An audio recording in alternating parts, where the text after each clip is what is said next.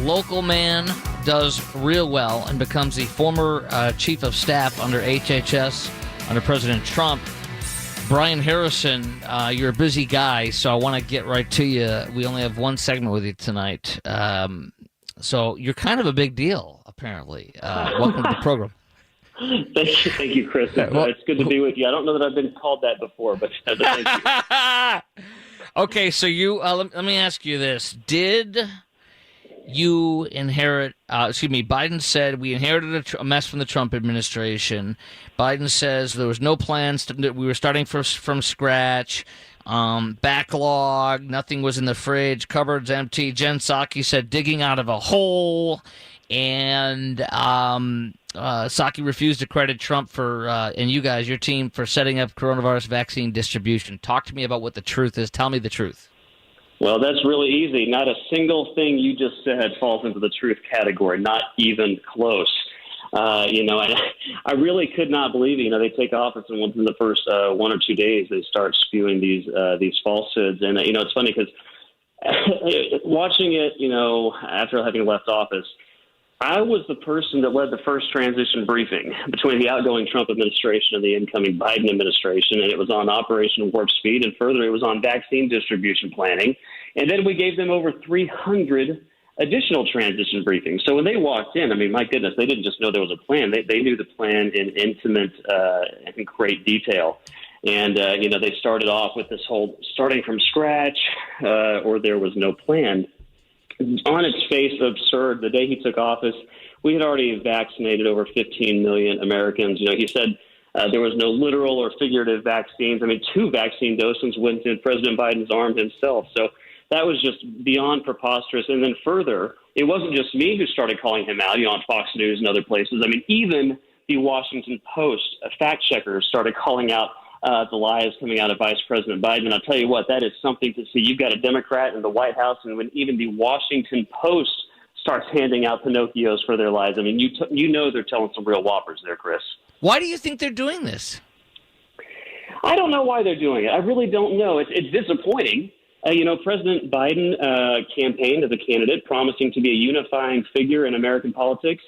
Unfortunately, he's being anything but that. I thought maybe they were just trying to lower expectations for themselves, and that's one theory. But I just honestly think it's just complete, their derangement and their hatred of President Trump and President Trump. They cannot give him credit for anything he did.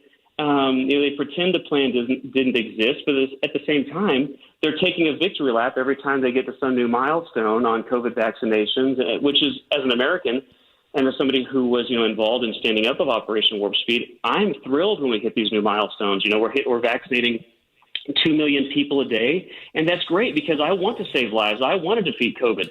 But you know what? Every time we hit these milestones, they quite frankly should sit down and write a thank you note to President Trump and the leadership of President Trump's Operation Warp Speed. And let me tell you one thing further, Chris. Here's a fun fact. Every single dose of COVID vaccinations or COVID vaccine that's being administered today either was produced or began production when President Trump was president. Every single one, because the timeline for production on these things is still around 100 days. So every single dose that they're bragging about administering began under President Trump. That's disgusting. That is disgusting. Brian Harrison, former chief of staff under HHS under President Trump, this must disgust you. And you're a local guy, just so everybody knows, too, here in the Metroplex. This must disgust you. It does. And yes, very much a local guy. I grew up, went to school here in Ellis County, junior high and high school, and ran a business here. And I moved back here as soon as Joe Biden was inaugurated. But it absolutely is. And there's not a single thing that we've laid in motion here that these guys will not take credit for. What did Warp Speed do?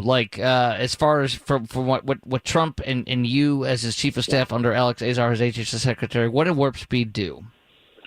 Yeah, absolutely. So what it was, we responded early and decisively to this virus, and every step along the way we were mocked. When we locked down travel from China before even the end of January, we were mocked by that in the press. And then we moved on and said, we believe we can get vaccines done faster. President Trump, Secretary Azar had the foresight to say that conventional wisdom was not going to be good enough in this case. We weren't going to take the usual 5 to 10 years. Too many lives were on the line. So we, with incredible ambition and fervor, stood up Operation Warp Speed. I remember being in the first in-person meeting on it in the Pentagon. I believe it was the 1st of May. There were probably 8 of us or so there. And we laid out a goal, to get vaccine authorized by the FDA that was safe and effective, and to start treating Americans, who wanted the vaccine the same year. We didn't just hit that goal. We exceeded it. We had multiple. Now we have 3. And we set up a distribution system that was vaccinating millions of people a day, a million a day when Joe Biden took office. Now it's close to 2 million. We had multiple treatments that came out of Operation Warp Speed, treatments so good they kept people, from even having to be hospitalized in the first place. And I know they were just bragging the other day as well about, the Merck and J&J partnership, bragging about how that's going to increase timeline. I mean, that was something that was negotiated with Secretary Azar and Assistant Secretary Kadlec in December of 2020. We had that whole thing basically bow-wrapped and handed over to them. So there's unbelievable. Literally. And let me say one other thing too, Chris. One thing that's really, really offensive as somebody who was the chief of staff at HHS when this was all happening.